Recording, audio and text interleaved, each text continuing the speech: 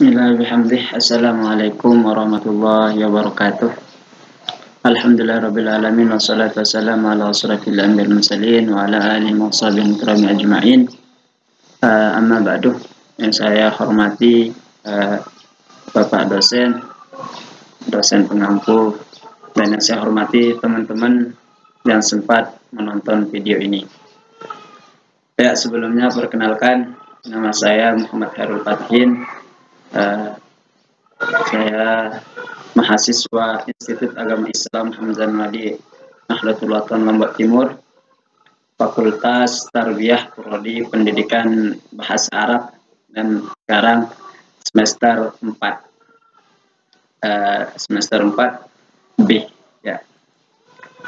Baiklah, di sini pada saat ini saya akan menyampaikan materi yang saya dapatkan. Saya akan mempresentasikan materi saya yang di sini saya mendapatkan skala data dan skala pengukuran variabel. Di sini mata kuliahnya adalah metodologi penelitiannya. Selanjutnya skala data. Yang pertama kita bahas nanti adalah skala data. Apa itu pengertian skala data? Jenis-jenis skala data dalam penelitian. Itu yang akan kita bahas. Kemudian nanti setelahnya itu adalah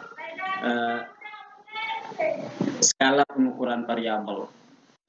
Nah, di sana ada pengertian skala pengukuran variabel. Yang kedua, ada jenis-jenisnya skala pengukuran variabel penelitian. Ada beberapa nanti di sana jenis-jenisnya nanti kita akan bahas ya. Ada skala Likert, skala Goodman, rating scale, dan yang lain-lainnya. Baiklah, kita langsung ke materi. Di sini pengertian skala data. Kita bahas pertama skala data dulu. Apa pengertian skala data? Skala data merupakan skala yang digunakan untuk menentukan jenis data pada kategori variabel penelitian.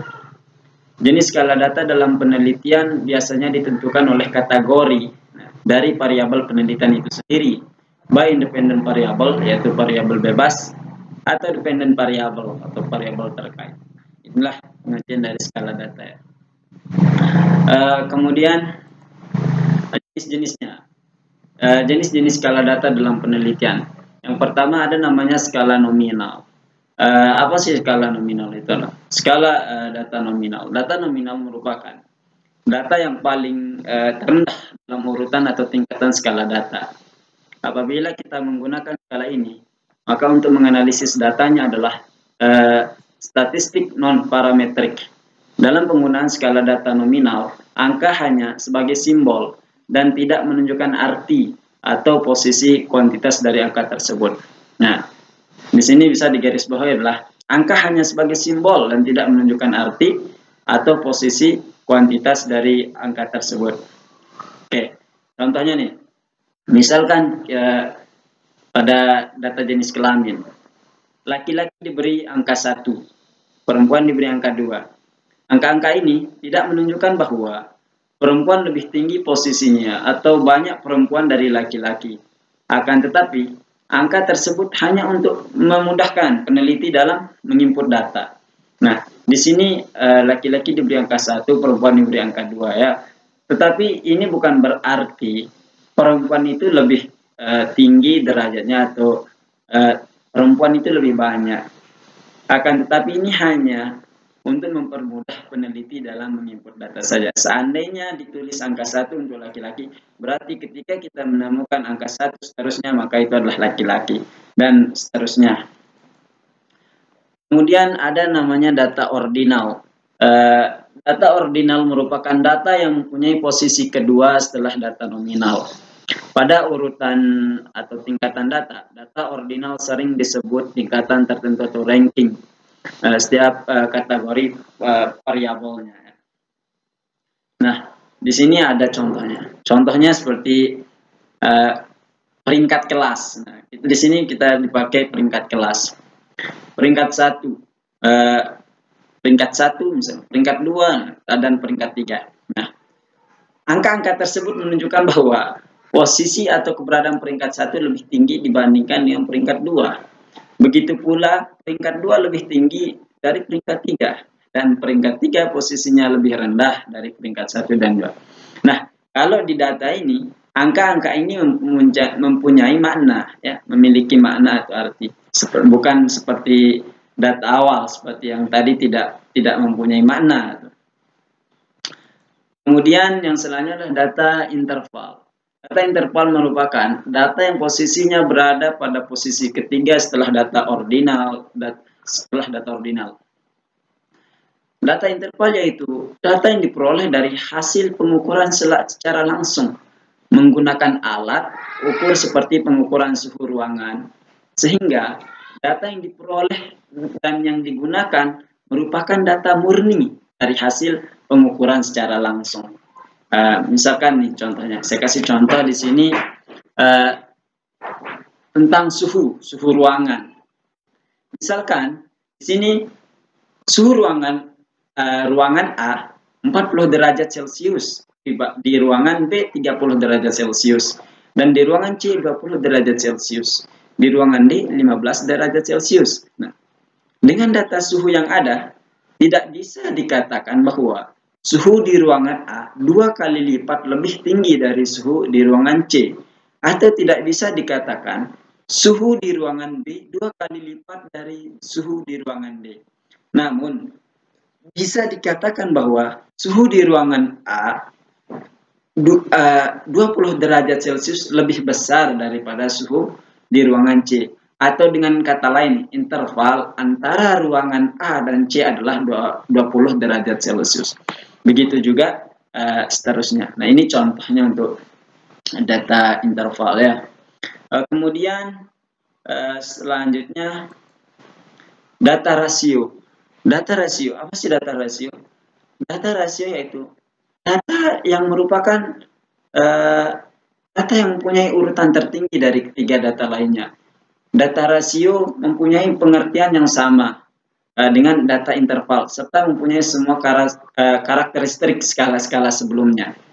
Ditambah dengan satu sifat lainnya, yaitu data rasio mempunyai nilai mutlak dari setiap pengukurannya, dengan kelebihan kelebihan skala ini mempunyai nilai 0, empiris absolut.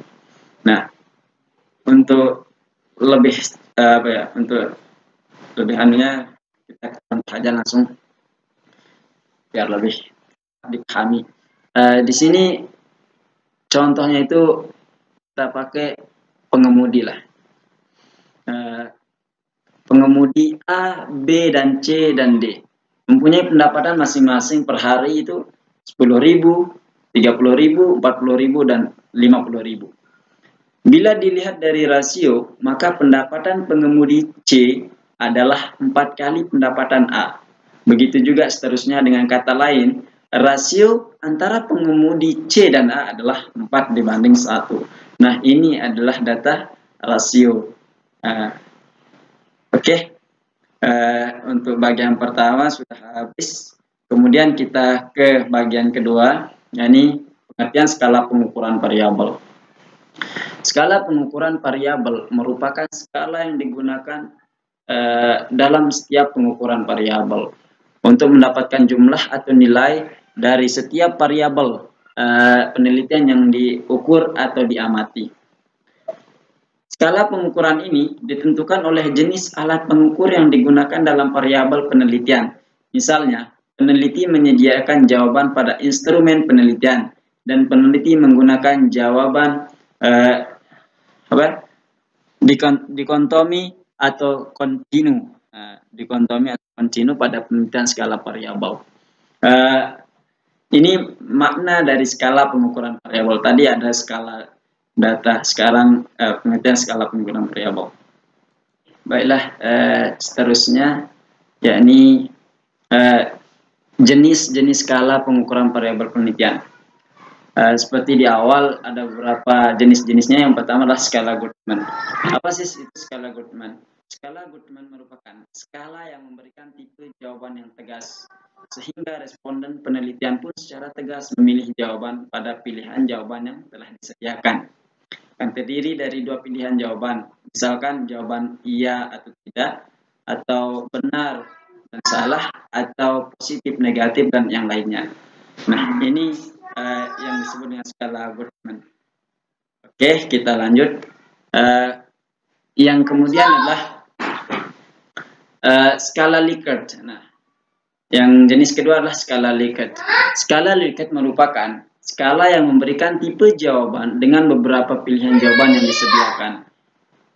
Pilihan jawaban yang diberikan pada skala ini berupa jawaban kontinu, yaitu jawaban yang terdiri lebih dari 2 pilihan jawaban. Beda dengan yang sebelumnya, cuma memiliki 2 antara ya atau tidak, atau benar salah, atau positif negatif. Akan tetapi di skala Likert ini lebih dari 2 pilihan jawaban. Misalkan di sini, atau biasa di sini skala Likert ini biasa dikatakan juga yaitu skala sikap. Nah, nama lainnya itu skala sikap. Misalkan contohnya nih, jawaban sangat setuju, setuju, kurang setuju, tidak setuju, sangat tidak setuju. Ini jawaban-jawaban lebih dari 2 pilihan jawaban. Ini banyak pilihan jawaban. Oke. Kemudian selanjutnya adalah ada namanya ciri yang ketiga, itulah rating scale atau skala bertingkat. Nah, skala bertingkat merupakan skala yang digunakan untuk memperoleh suatu informasi dari masalah penelitian dengan mentafsirkan data kuantitatif secara kualitatif. Skala bertingkat ini bisa digunakan untuk mengukur sikap, gejala, atau fenomena sosial, seperti ekonomi, kinerja, kegiatan belajar mengajar, kepuasan pelanggan, produktivitas, kinerja, motivasi pegawai, dan lain sebagainya. Ini rating scale atau skala bertingkat, ini jenis data Pariawo. Contohnya nih, di sini bisa teman-teman lihat. Contohnya, misalkan seberapa baik kita mau teliti nih, seberapa baik kinerja dari petugas di kantor bunga misalkan. Di sini angka 5. Kalau angka 5 di sini sangat baik, yang keempat baik, yang ketiga kurang baik, dan 2 tidak baik, yang dan 1 sangat tidak baik. Ini adalah contoh-contoh dari skala yang tadi. Kemudian jenis yang selanjutnya adalah skala semantik diferensial atau perbedaan semantik. Nah, apa sih itu? Nah, di sini teman-teman juga bisa baca. Skala perbedaan semantik merupakan skala untuk mengukur sikap, tetapi bentuknya bukan pilihan. Beda dengan yang tadi, itu ada pilihan-pilihan. Kalau ini bentuknya itu bukan pilihan ganda maupun checklist, namun tersusun dalam satu garis kontinum, di mana jawaban yang sangat positif terletak di bagian paling kanan garis, dan jawaban yang sangat negatif terletak di bagian paling kiri garis, atau sebaliknya. Misalkan nih contoh, kita contoh ya. Nah, di sini contohnya nih, misalkan kita mau mengukur kreativitas siswa dan kualitas pelayanan. Di sini nih, sangat kreatif. Nah, di sini sangat kreatif. Teman-teman bisa lihat di sini. Sangat kreatif, 7, 6, 5, 4, 3, 2, 1. Dan di sini yang di angka 1 ini sangat tidak kreatif. Nah, begitu juga dengan yang misalkan kita mau ukur kebaikan orang nih. Misalkan, maksudnya kita meneliti kebaikan orang. Di sini sangat baik. Misalkan sangat baik, maka kita akan di sini akan tulis 7, 6, 5, 4, sampai yang sangat buruk, ya ini sampai 1. Seperti itulah gambaran umumnya. Kemudian jenis yang selanjutnya adalah ada namanya skala Thurston.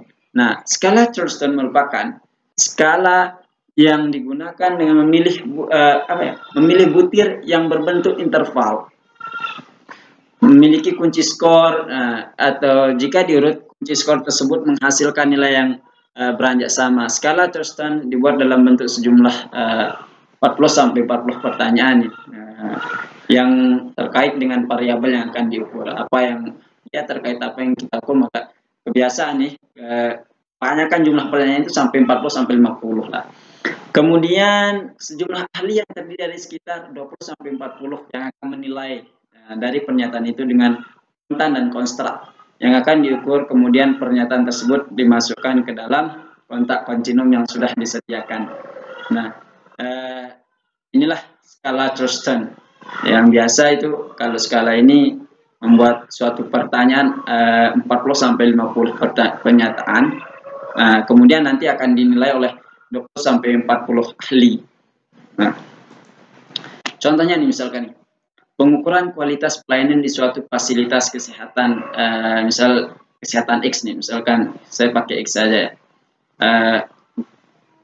Dengan cara memberikan tanda cek nih, teman-teman bisa lihat nih, sini cek V sini. Di dalam nomor pernyataan di dalam tanda kurung. Nah, misalkan nih, kalau teman-teman setuju misal nomor 1 penampilan petugas rapi, nanti teman-teman bisa checklist di sini atau kasih tanda cek V di sini. Nah, ini contohnya masih banyak sih sebenarnya contohnya, tapi di sini saya cuma memberikan gambaran secara umum saja, gambaran secara umum, tidak sedetail mungkin. Untuk misalkan teman-teman ini masih banyak yang bingung atau untuk apa ya, untuk mau bertanya silahkan, tidak apa-apa, nanti bisa kita diskusi lagi dan di waktu lain, atau teman-teman juga bisa lihat di bukunya dosen kita sendiri, lihat di buku ini. Oke, terima kasih teman-teman. Mungkin hanya itu yang bisa saya presentasikan untuk saat ini.